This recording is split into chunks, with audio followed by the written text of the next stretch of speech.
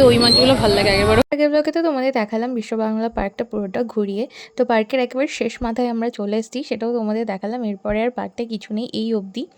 তো এই জায়গাটাই হচ্ছে এত সুন্দর লাগছিল সমুদ্রটা, কি বলবো, কারণ এই জায়গাটা খুব বেশি নিরিবিলি, খুব বেশি লোক এখানে নেই, আর দোকানপাটও খুব অল্প আছে। মনে হয় এরপরে আরও অনেক কিছু হবে, কারণ অনেকগুলো স্ট্রাকচার করা আছে। তো এখানে বসে আমরা ভাবলাম কিছুক্ষণ সময় কাটাই আর কি। সন্ধে হয়ে আসছিল, আমাদের বাড়ি যাওয়ার একটা তাড়া ছিল, তারপরেও ভাবলাম কিছুক্ষণ বসি, কারণ এই জায়গাটা তো নিরিবিলি ছিল।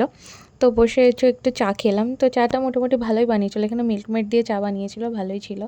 তো এরপরে আমরা হচ্ছে হেঁটে হেঁটে সামনের দিকে এগিয়ে যাচ্ছি, দেখতেই পাচ্ছ। আর প্রচুর প্রচুর দোকানপাট আছে। এই দোকানপাটগুলো এত বেশি ভালো লাগছিলো।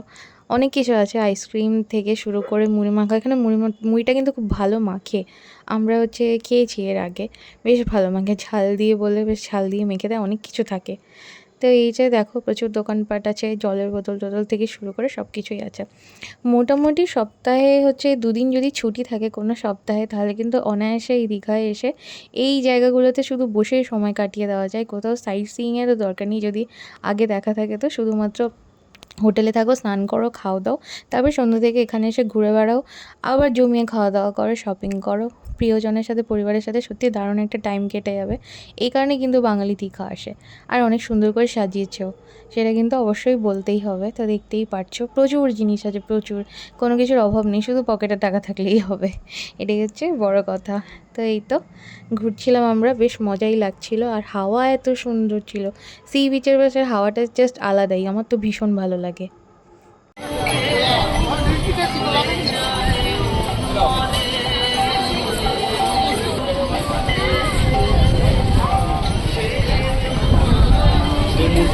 ভালো ছিল এটা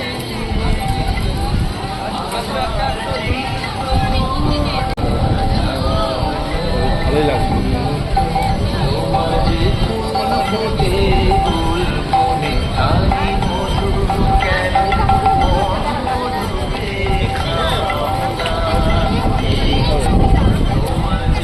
কি খাবো?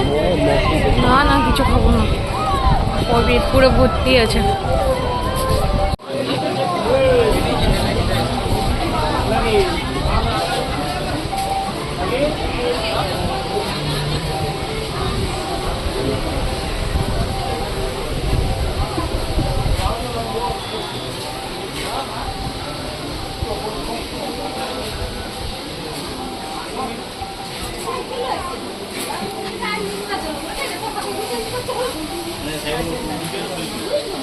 দীঘা বিচের উপরে শপিং করার জন্য মানে প্রচুর অপশান রয়েছে। তোমরা শুধু চিন্তা করবে যে আমি কী কিনবো নিজের জন্য বা বাড়ির লোকের জন্য, জাস্ট অপশান তোমার কাছে অ্যাভেলেবেল। অলরেডি তোমাদের আমি প্রিভিয়াস ব্লগে দেখিয়েছিলাম নিউ দীঘার দোকানগুলো, বিচের পাশে যে দোকানগুলো আছে। আর এটা হচ্ছে ওল্ড দীঘার বিচের পাশে দোকান, একই রকম দোকানগুলো, সমস্ত রকম রো বরাবর অনেকগুলো করে দোকান থাকে, একই টাইপেরই জিনিসপত্র পাওয়া যায়।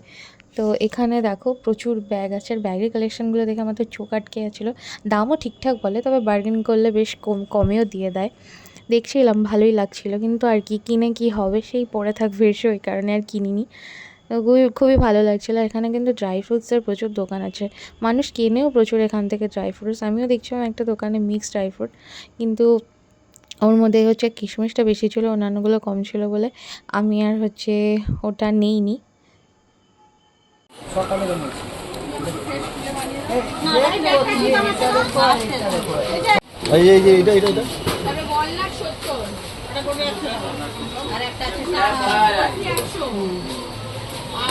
কোনটা?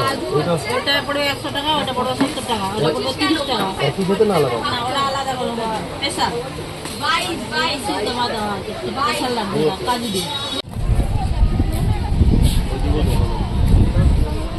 চলো যাই।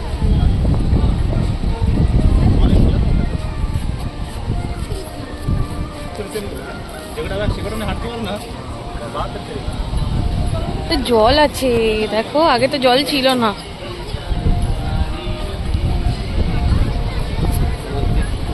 তাও ভালো লাগবে।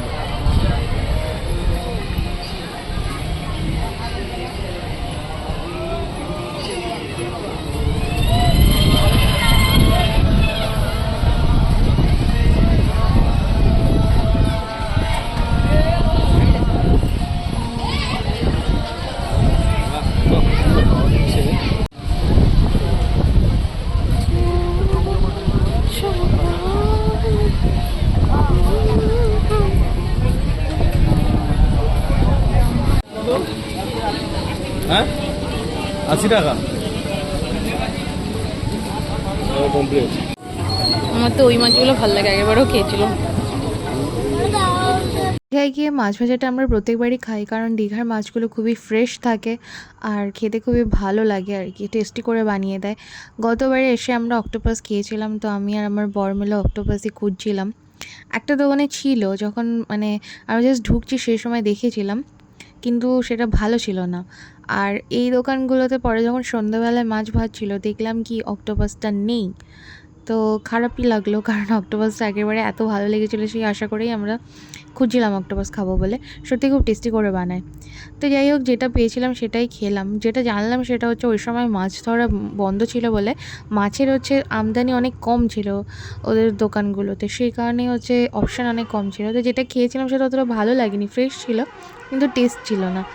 তো যাই হোক, এরপরে দেখো আমরা বাড়ির উদ্দেশ্যে রওনা দিয়ে দিলাম। আর দীঘার সবথেকে সুন্দর যে জিনিস সেটা হচ্ছে দীঘার এই গেটটা, যেটার মধ্যে অনেক রকম লাইটিং থাকে, কি সুন্দর দেখতে লাগে, কত রকম কালার আর কি চেঞ্জ হচ্ছিলো।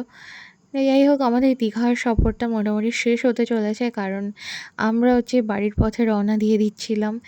আর গিয়েছিলাম পুরী, পুরী টুরি তো ঘোরা হলোই। তারপরে আমরা হুট করে প্ল্যান করে চলে আসলাম কোথায় না দীঘা। তো যদিও প্ল্যানটা আমার ছিল না, আমাদের কারোরই ছিল না, এটা ছিল আমার ননদের প্ল্যান। ও বললো যে ছুটি আছে, যেহেতু টাইম আছে, মানে আমরা নন্দাইয়েরও ছুটি ছিল, সে কারণে হচ্ছে হুট করে একটা জাস্ট ঝটিকা সফর বলা যেতে পারে। মানে আর কি, পুরী থেকে ডাইরেক্ট একদম বাড়ি না ঢুকে দীঘা, যেহেতু আসার পথেই আমাদের এটা পড়তো, অন্য রাস্তা দিয়ে এলে আর কি, তো সে কারণে আমরা চলে এসেছিলাম। যাই হোক, ঘোরা তো বেশ ভালোই হলো। আর এই যে এদিকে হচ্ছে আমরা যখন আসছিলাম, তো নাচিন্দার এখানে বড় একটা মেলা হচ্ছিল। এদিকে মেলাগুলো বেশ বড় হয় আর ভালো মেলা হচ্ছিলো বলে খুব সুন্দর করে লাইটিং করে সাজিয়েছিল দেখো। আর রাস্তাটা বেশ জ্যাম ছিল, যদি যাওয়ার মতো উপায় থাকতো, আর সেই কারণে আমরা মানে যেতে পারিনি আর কি, যাওয়ার মতো উপায় ছিল না বলে, কারণ অনেকটা রাত হয়ে গিয়েছিলো। তারপরে আবার কোথায় গাড়ি পার্কিং করবে এইসব ভেবে, কারণ রাস্তাটা ছোট আর প্রচুর ভিড়ও ছিল, সেই কারণে যাওয়া হয়নি। কিন্তু লাইটিংগুলো দেখে বেশ যেতে ইচ্ছে করছিলো, কারণ প্রচুর লোক যাচ্ছিলো আর প্রচুর দোকানপাটও ছিল দেখো। তো যাওয়া হয়নি, কি আর করার, গাড়ি থেকেই দেখে হচ্ছে মন খারাপ করছিলাম, কি যদি যেতে পারতাম। এই দেখো মন্দিরের গেটটা কত সুন্দর করে সাজিয়েছে দেখো, আর মন্দিরের চূড়াটাও খুব সুন্দর করে লাইটিং করা ছিল, দেখতে খুবই ভালো লাগছিলো। আর এটা বোধহয় মেলার গেট। ওই দেখো মন্দিরের চূড়াটা দেখা যাচ্ছে। আর অনেকটা চলে আসার পরে আমরা রাস্তায় একটা ব্রেক নিলাম, কারণ চা তো খেতেই হবে। তো বেশ ভালোই অন্ধকার ছিল দেখো রাস্তায়, কারণ আকাশের চাঁদ দেখা যাচ্ছিলো না, ঢেকে গেছিলো। আর এই দোকানে আমার হচ্ছে দাদা আর দিদিরা হচ্ছে আগে চা খেয়েছে, ওরা বললো এই দোকানে চাটা বেশ ভালো করে। তো সেই কারণে আমরা এখান থেকে হচ্ছে চায়ের অর্ডার দিয়ে বসে পড়েছি। দেখো বাইরে বেঞ্চ পাতা ছিল, বাইরে টিভি দেখতে তো ক্যাপাচিনো। ফাইনালি চলে এসেছিলাম বাড়িতে, বেশ রাতে হয়ে গিয়েছিলো, আর এসে খেতে বসে পড়েছিলাম, ভীষণ খিদে পেয়ে গিয়েছিলো। শাশুড়ি মা রান্না করে রেখেছিলেন। তো এই চলে আজকের ব্লগ, ভালো লাগলো কিনা জানিও, টাটা।